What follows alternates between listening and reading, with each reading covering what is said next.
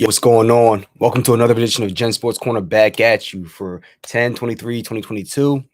Before I get into it, make sure you like, subscribe, click on the notification bell. Every time that I drop a video, you know what it is. NLCS Game 5 coming up today at 2:37 Eastern Standard Time.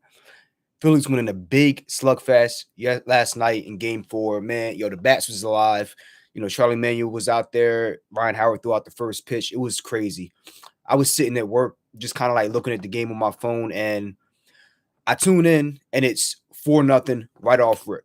Right off rip. I'm like, okay, not a great start. Not a great start at all. In that first inning, what I missed, Manny Machado homered off of Falter, 379 feet to left field off a four-seam fastball. Brandon Drury doubled to right field, brought in Cronenworth and Josh Bell, and then Kim singled to left field and drove in Drury to put up 4 runs on 4 hits. Not a good start, and they had to take Falter out after 2/3 of an inning.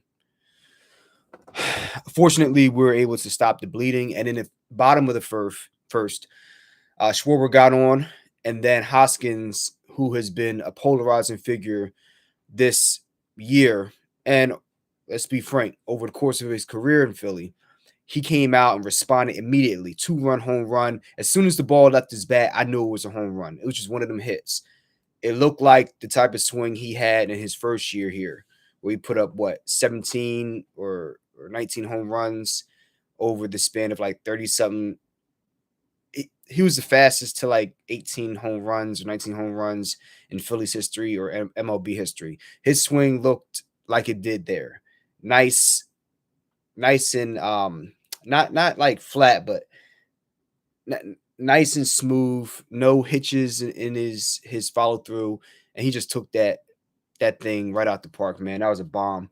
And then Ramuto got on, and then Harper turned a fastball on the outside of the corner, inside out,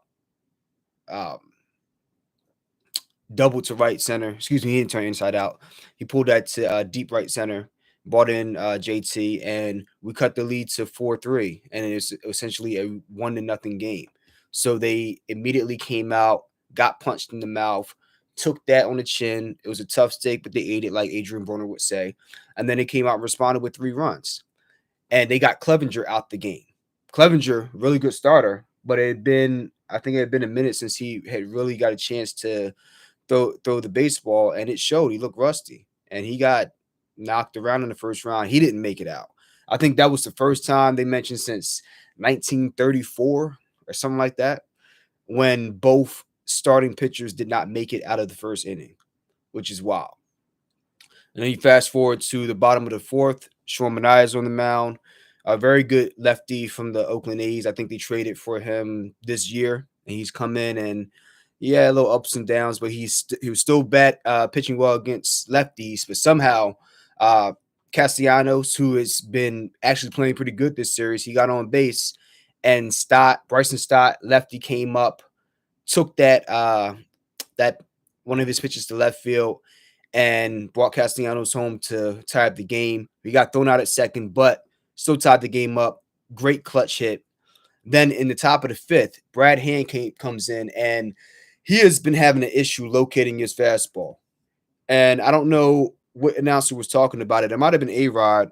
I don't remember who, but he mentioned if you cannot locate that fastball, and Brad Hand has one of the best breaking pitches in the game, he said if you can't locate that fastball, eventually, if they keep seeing that breaking pitch, especially that curveball, they're going to see the spin, they're going to time it, and they're going to make you pay. And not even 1 or 2 pitches after, I think A-Rod mentioned that. Was it Manny? Who's the other guy in their lineup? Let's look at their lineup. I know exactly who hit off him. Oh, Juan Soto. Juan Soto came in and just crushed a 383-foot shot to right field. And I saw that coming. I'm looking at him throwing breaking pitch after breaking pitch after breaking pitch. He's missing on some of them, not far off the zone, but you're just seeing it too much. And he just crushed it. And it was a 2-run shot, brought Jurickson Profar in, and he pushed the lead to 6-4. And then immediately, it's you want to talk about somebody who's heard all the chirping, the boo birds, this, down the third. Reese Hoskins comes out in the bottom of the fifth inning. Kyle Schwarber gets on again.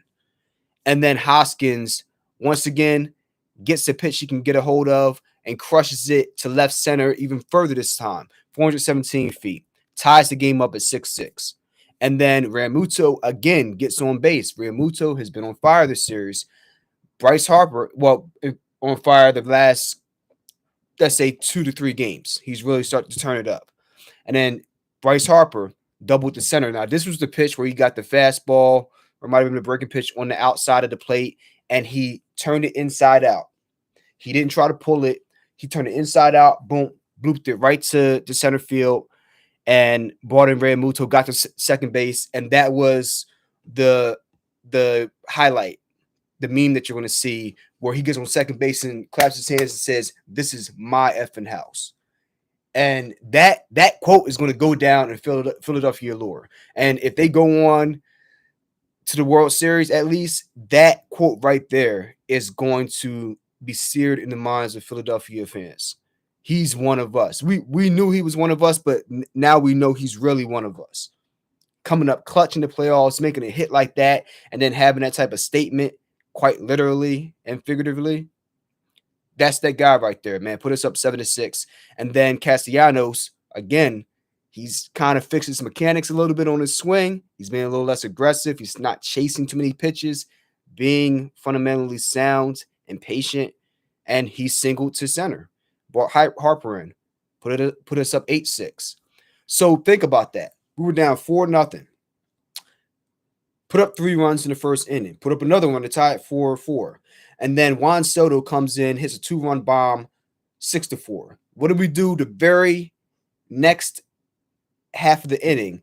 We put up 4 runs, just like that. Crooked number, 8-6. And you know they had to be stunned at that point. The Padres were sitting over there. They thought, like, bam, we punched them back in the mouth. They thought they came back. We gave them an uppercut. And what did they come back out and do? They came back and hit us with a 2-piece and knocked us on our ass. And now we have to get up before the 10 count. And they were not able to do that. Not only did they not put up any more runs, but Schwarber came out in the bottom of the 6th, very next inning, puts up a monster shot. He's hit 3 monster shots in the series, and this is another one of them, 429 feet. You just seen, I think he dropped to one knee on that hit.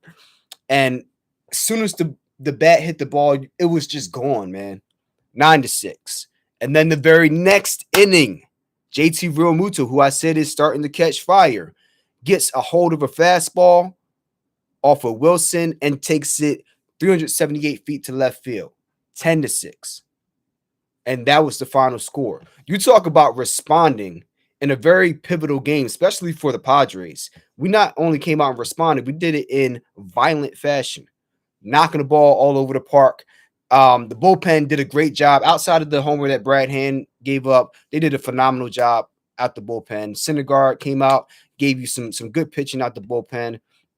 And in a game where Alvarado and Sir Anthony Dominguez were not available, the Phillies bullpen came out and found a way to hold that game together all the way to the end of the game. You know, great job. You know,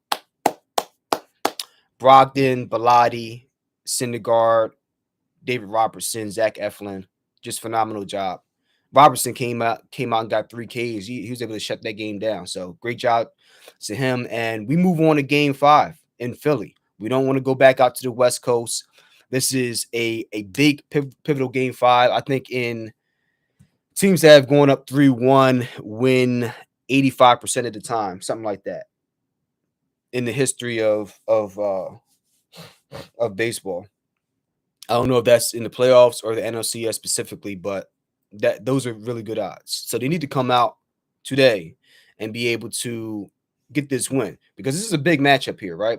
So you look at the matchup today, you have Yu Darvish back on the mound, one of the best pitchers in baseball. I mean, we saw it in Game 1. He's just phenomenal. And then you have another one of the best pitchers in baseball in Zach Wheeler coming up to the mound. So this is another pitcher's duel once again. And let's look at the lineup here. We have starting off Kyle Schwarber, career versus Yu Darvish. He's 364, so we'll see how he does against you today.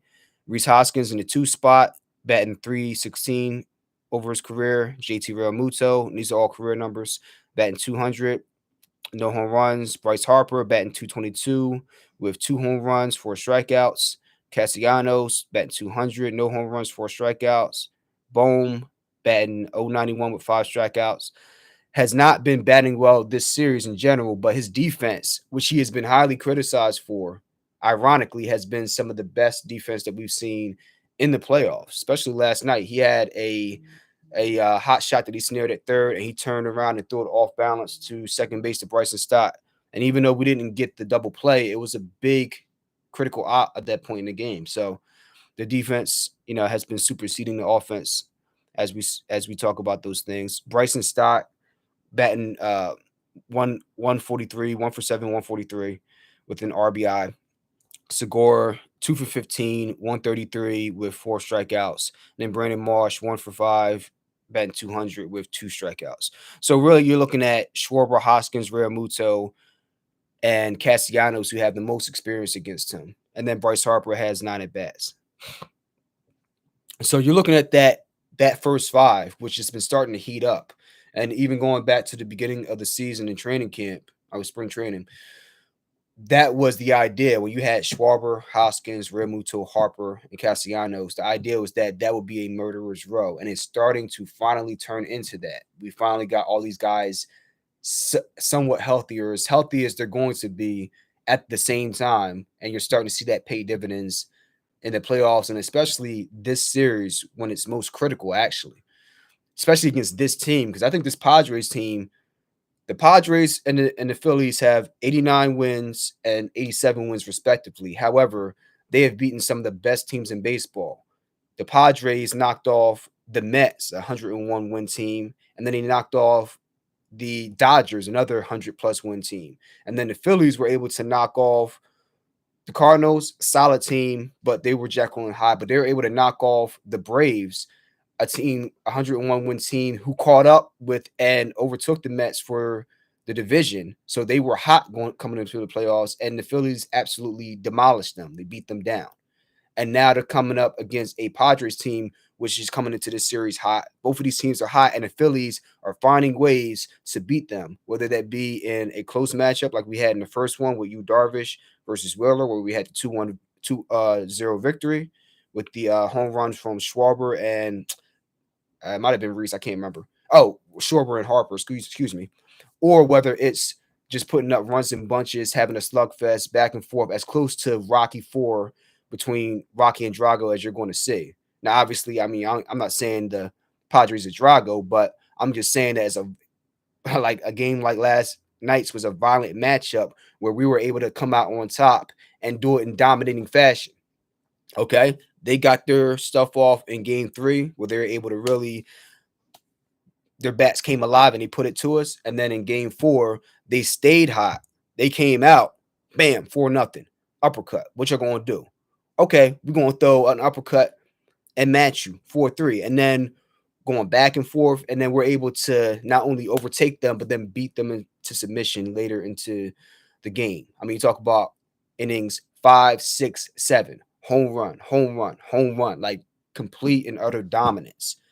So we need to come out today, not get caught up in the trap game, because I'm telling you, this is a live wire right now. The Padres are a live wire. They're not to be trifled with, not to be played with. You can play with them if you want to, but you look at their lineup: Jurickson Profar leading off, Juan Soto in the set 2 spot, Machado in the 3 spot, Cronenworth as the cleanup hitter, and then you have Josh Bell in the 5th spot, which is, in my opinion, your second cleanup hitter. He has really good power. And then you have Brandon Drury, who has pretty solid power as well. And then Kim at 7, Grisham at 8, and then Austin Nola at 9. And you look at the career numbers against Wheeler. Wheeler is really good against them. And we saw that played out in game 1. In lists from Profar down to Nola, they're hitting respectively 250, 275. Machado's only hitting 182 career. Cronenworth, 111 career. Josh Bell, 276. He's hitting pretty well off of he's hitting pretty well off of Wheeler, but And Soto has hit pretty well off of Wheeler career wise. But this year, Wheeler's on a different level. So, me personally, I think that if the Padres are able to come out and somehow get an early lead, whether it be 1-0 or 2-0, and I think they're going to try to jump on Zach Wheeler early. They're going to look for first and second pitch fastball, especially the first pitch fastball. I think they're going to try to jump on that and ambush him because they saw what happens if you don't do that in game one. Once he gets you at 0-1 or 0-2, it's a reset, my dog. Like the you're getting a high fastball inside to the righties. You're getting that really hard sinker. You're getting the the breaking pitches. You're in a world of trouble, right? So I think they're going to try to jump on him early. If they're not able to do that, I don't think they win this game. Me personally, I think that the Padres do find a way to get a little bit of an early lead and win game five. And we travel back out to San Diego for game six, where Nola is going to get the ball again. And I think he'll have a much more successful game than he did the first time. And I think we win in 6, if not 7 games. That's just my personal opinion. I certainly hope that we don't have to leave Philadelphia and we win today. But I do think that we're going to uh, win this series going back out to the West Coast. So let me know what you guys think. That's my thoughts on the game 4 from last night, the series as a whole, and what I think is going to happen in game 5 today. I'll leave your thoughts, comments, concerns, and we're going to see what happens today, man. Go Phillies. I'm telling you right now that the city's on fire. I haven't had this feeling since 2008. I'm not saying the same things are going to happen, but they have the same type of intensity, passion, and the hitting. The hitting, the bats are alive, and they're putting the ball in play, and they're sending it over the fence a lot. And we have, in my opinion, uh, a more dominant rotation, at least at the top end, than we did in 2008. You know, when we had Cole Hamels, but now we have Wheeler and Nola. So we'll see what happens. Let me know what you guys think. Enjoy the game. If you're going out there, be safe and go Phillies, man. Catch you on the next one. Peace.